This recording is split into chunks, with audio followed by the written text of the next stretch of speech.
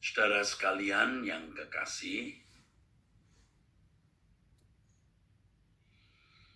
saya menawarkan kepada saudara seperti saya juga menerima tawaran yang sama untuk memiliki kehidupan yang luar biasa. Kehidupan yang indah, yang mulia dan agung, tiada tara. Yaitu kehidupan yang memikirkan apa yang Allah pikirkan. Memikul beban keprihatinan yang juga menjadi beban dan keprihatinan Tuhan. Merasakan apa yang Tuhan rasakan, yaitu mengenai keselamatan jiwa banyak manusia, saudara. Firman Tuhan mengatakan, saudaraku sekalian, dalam 2 Petrus pasal 3 dari ayat 9 sampai ayat yang ke-13, bagaimana bumi ini akan dihancurkan oleh Tuhan dalam kengerian yang dahsyat. Dan itu tidak terbayangkan kengeriannya, saudara. Dan Tuhan mengatakan bahwa Ia tidak menginginkan seorang pun binasa. Tuhan tidak menginginkan seorang pun binasa, ya saudara. Ini yang Tuhan Allah inginkan. Sebab Tuhan tidak menginginkan seorang pun binasa. Alkitab mengatakan Tuhan tidak lalai menepati janjinya. Sekalipun ada orang yang menganggapnya sebagai kelalaian. Tetapi Ia sabar terhadap kamu karena Ia menghendaki supaya jangan ada yang binasa, melainkan supaya semua orang berbalik dan bertobat. Tetapi hari Tuhan akan tiba seperti pencuri. Pada hari itu langit akan lenyap dengan gemuruh yang dahsyat, dan unsur-unsur dunia akan hangus dalam nyala api, dan bumi dan segala yang ada di atasnya akan hilang lenyap. Jadi jika segala sesuatu ini akan hancur, secara demikian betapa suci dan salehnya kamu harus hidup. Betapa suci dan salehnya kamu harus hidup. Saudaraku sekalian, tak terbayangkan betapa dahsyatnya keadaan itu, saudara. Ya, ketika langit akan lenyap dengan gemuruh dahsyat dan unsur-unsur dunia akan hangus dalam nyala api. Dan ini betapa dahsyatnya keadaan itu, saudaraku. Betapa dahsyatnya situasi itu. Apalagi kalau orang sudah ada di hadapan pengadilan tahta Kristus. Ya, diperhadapkan kepada realita terbuang dari hadirat Allah selama-lamanya, masuk kegelapan abadi. Mengerikan. Allah tidak menghendaki seorang pun binasa dengan cara demikian.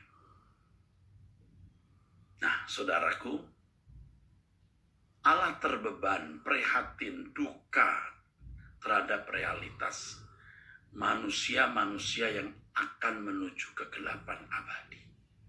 Nah, kita memiliki beban itu tidak. Saudara, kita bisa memiliki kegiatan dalam pelayanan dan beban. Tetapi bebannya beban untuk gereja yang sedikit diisi orang. Jadi ingin orang berbondong-bondong datang ke gereja. Tapi bukan keselamatan jiwa orang-orang itu.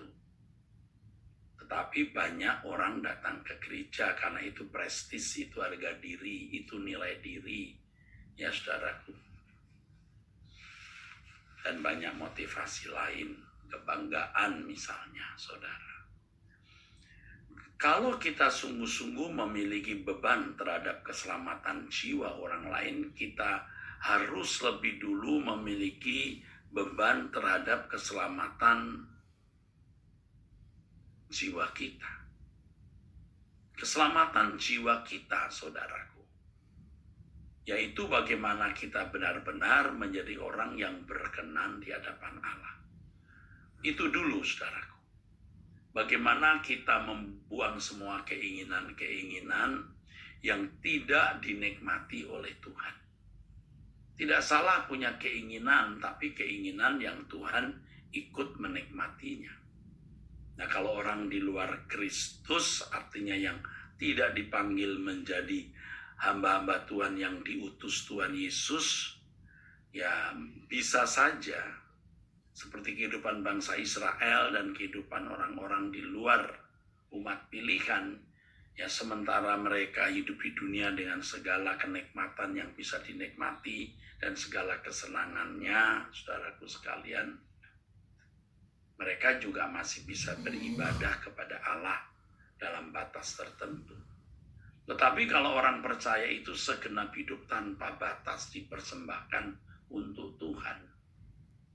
Nah, yang dipersembahkan yang pertama itu harus hati, pikiran, perasaannya. Pikiran harus bersih, hati harus bersih, supaya beban keprihatinan terhadap jiwa-jiwa yang terhilang bisa diimpartasikan oleh Allah atau bisa ditularkan, saudaraku. Begitu, saudaraku. Dan itu bisa kita rasakan beban itu seiring dengan perubahan hidup kita. Kalau kita punya tekad, bahkan berani berjanji untuk hidup kudus, tak bercacat, tak bercela, ya memang itu tujuan hidup kita. Memang itu maksud keselamatan, tidak ada pilihan lain. Nah, saudaraku, kalau kita berani begitu, seiring dengan bertumbuhnya kesucian hidup kita, maka bertumbuh pula beban di hati kita untuk keselamatan jiwa orang. Nah, saudaraku, kita akan mengerti apa artinya pelayanan tanpa tujuan yang jelas. Artinya tanpa beban seperti ini, ya melayani, banyak orang datang membuat segala kegiatan pelayanan, berkhotbah dan lain sebagainya. Tapi tidak benar-benar memiliki beban yang sungguh-sungguh untuk perubahan manusia sampai pada kesempurnaan seperti Bapa dan keserupaan dengan Yesus. Nah, ini belum lengkap, saudara. Yuk kita sungguh-sungguh, saudaraku sekalian. Kalau kita sungguh-sungguh berjuang untuk menjadi manusia yang berkenan di hadapan Allah atau menjadi anak kesukaan Bapa, maka kita akan menjadi teladan, saudara. Ya, kita akan menjadi teladan bagi orang lain. Orang lihat hidup kita, saudara. Orang tidak bisa membantah kenyataan bahwa kita mengasihi Tuhan. Kita menyerahkan seluruh hidup kita, milik kita tanpa batas untuk Tuhan. Ya, tidak usah gembar-gembor, walaupun kadang-kadang bocor juga mulut kita. Tetapi kita tidak perlu show, tidak perlu tunjukkan kepada orang lain. Kalau kita bisa memiliki beban keprihatinan seperti yang ada di hati Tuhan, di hati Bapa di surga, di hati Tuhan Yesus, wah, betapa mulia dan agung kehidupan seperti ini. Kita benar-benar menjadi anak Allah yang menyatu dengan Bapa sesuai doa Tuhan Yesus, ya, di dalam Injil Yohanes pasal 17, ya. Engkau dalam aku dalam engkau ya Bapa, dan mereka di dalam kita. Luar biasa, saudara. Dan ini mestinya menjadi kerinduan kita, saudara. Di sisa umur hidup kita ini, mari saudara, kita memilih jalan ini, ya. Jalan untuk hidup seiring dengan Allah Bapa. Inilah mestinya warna hidup orang percaya. Seperti yang saya sampaikan kemarin, orang yang percaya kepada Tuhan itu menerima segala keadaan hidup tanpa bersungut-sungut. Itu yang pertama.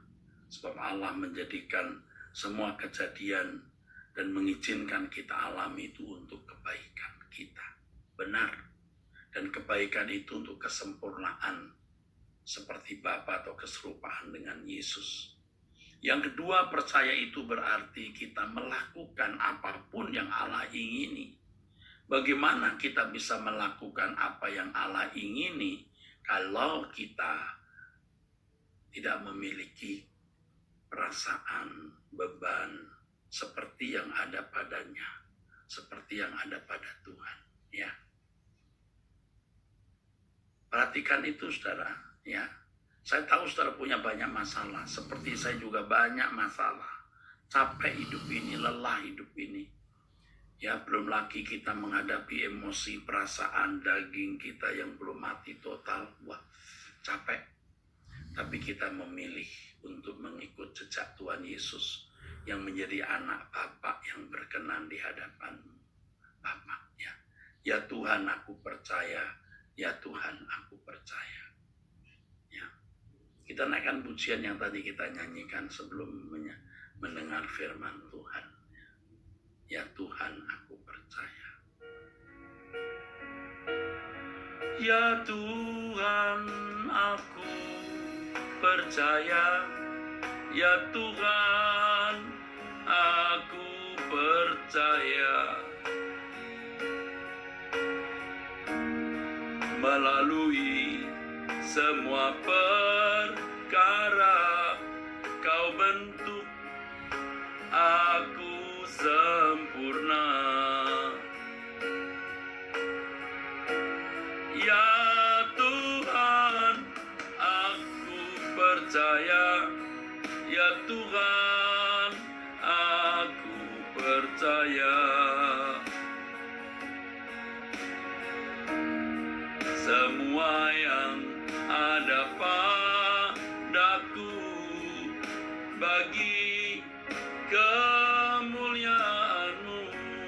Semua yang ada padaku bagi kemuliaan-Mu. Semua yang ada padaku Tuhan bagi kemuliaan-Mu Bapa. Allah Bapa di dalam surga, pada kesempatan ini sebelum kami mengakhiri doa pagi bersama, kami menyerahkan bangsa, negara kami, Republik Indonesia di dalam tangan-Mu. Bapak Presiden kami, Bapak Presiden Jokowi, dan semua jajarannya. Bapak, kasihanilah bangsa ini. Kami menyerahkan bangsa ini dalam tangan-Mu agar rencana dan kehendak-Mu digenapi, dan kami membuka diri dan menyatakan bersedia apa yang Bapa perintahkan kepada kami untuk kami lakukan bagi bangsa ini. Karena tidak kebetulan kami ada di negeri ini menjadi bagian dari bangsa ini. Apa yang harus kami lakukan, Bapa? Pimpin kami. Bapa, berkati persekutuan doa pagi ini, persekutuan doa pagi yang kami adakan setiap hari. Jika Tuhan berkenan, Bapak beri kami kesehatan, panjang umur, supaya doa pagi ini bisa terus berlangsung. Dan kalau memang suatu hari Bapak memanggil saya, Erastus pulang ke surga, Bapak persiapkan penggantinya. Terima kasih Bapak, kami mau cari wajah-Mu setiap hari dan berjalan dengan Bapak. Dalam nama Tuhan Yesus Kristus kami bersyukur, kami berdoa. Amin. Saudara, sebelum berpisah saya ingatkan hari Minggu jam 11 di Truth ID ada perjamuan kudus ya. Sampai jumpa, Tuhan memberkati saudara sekalian. Amin.